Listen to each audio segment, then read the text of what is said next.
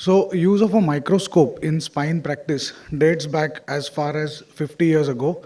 Pioneers like Caspar Yazargil used it in the 1970s for a lumbar microdiscectomy procedure. We saw in the previous lectures that the microscope is now a workhorse of MIS procedures, spectrum now ranging right from cervical to the lumbar spine. There are various types of microscopes that are available. The commonest one is that is the one which is placed on the floor with a stand. There are other ones such as table type models, wall and ceiling mounted microscopes. Those are not very common. The widely used companies are Zeiss and Leica. We've already reviewed the advantages, the most important ones being a coaxial magnification and illumination, as well as involvement of your assistant. So because of the front facing surgeon and assistant port, both of them can independently see the same surgical field which is independent of the line of sight. So you can have a shared teaching for the assistant as well. You can have provision for a video recording for medico-legal purposes. As it is combined with MIS procedures, all the other advantages of MIS, be it smaller incisions, reduced tissue trauma, those all are applicable for a microscope as well. There are a few disadvantages. So for somebody transitioning from naked eye to a microscope, there may be a few issues with hand-eye coordination. As Dr. Aditya pointed out, it's not very long, it's just for the initial few cases. You may require a few specially designed instruments. So your bayoneted tools, use of tubular retractors is something that may be required. As compared to open surgeries, the field of vision is limited. So your planning has to be perfect because you will not have as wide a field of vision like your open procedures. For somebody who's visiting multiple hospitals, just like the loop portability may be an issue, there is an added cost of the equipment as well as the microscope, which may be beyond some of the beginner surgeons. As we have already discussed, when you see head-to-head studies comparing loop and microscope, there are no differences in surgical outcomes as such. Microscope does have a longer operating time as much as 17 minutes.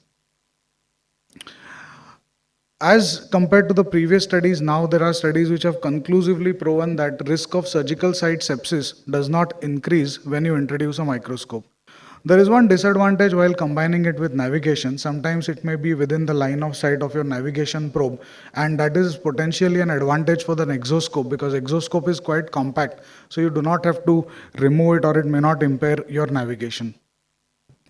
For me, the biggest advantage is you can see the neck position in the image on the right. While operating with a loop, it produces fatigue on the neck muscles, particularly for the longer surgeries, and the assistant is completely out of the picture. Whereas with the microscope, there's a more ergonomic position of the neck and the assistant can participate fully. Coming to choosing your microscope, I have tried to divide it into must-haves and nice-to-have things in your microscope.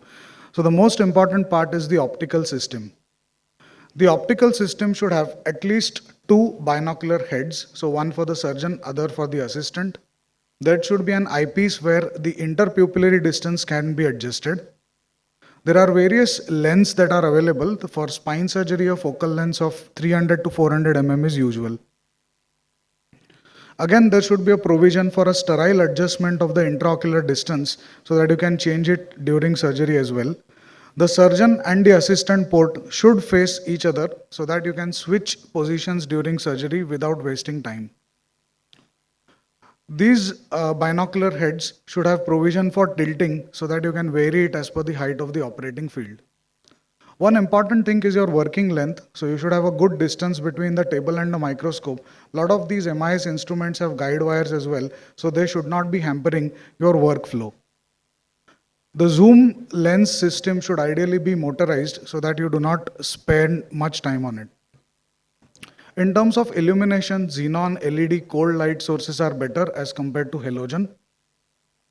The control panel is very important. If you see the studies that I have quoted, microscopes do increase surgical time, and majority of these time is while adjusting the control panel.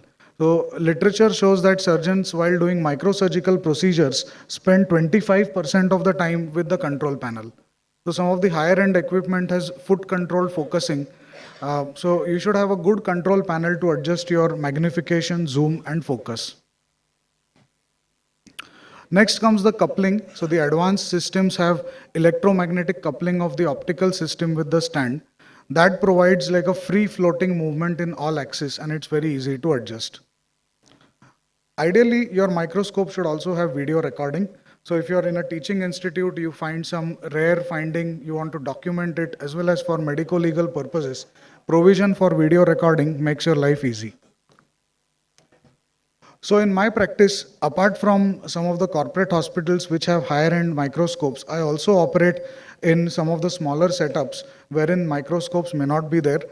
That is when Opto Delight microscope by Optofine comes into the picture. It's not very expensive, so if you add on the accessories like the assistant port, the cost is 8 lakh rupees.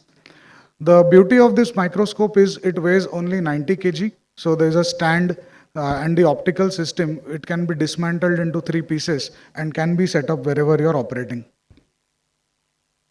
Future is indeed exciting, as Professor Pariyar showed with the 3D exoscope. So this is a 3D exoscope which I recently got the chance to use. So future is exciting with virtual reality and 3D exoscopes changing the dynamics of spine practice. Amongst the nice to have things in your microscope, the latest models do have a 4K 3D camera. You can switch between optical mode and exoscope mode in the same microscope. You can use a micro inspection tool to see your blind spots. There are some resolution enhancers, and some of the control panels can be modulated with voice commands as well. There is a zoom and position memory, so your time spent while changing positions is reduced. With the auto drape function, your sterile draping becomes easy. So these are some of the nice to have things. Thank you everyone for a patient listening.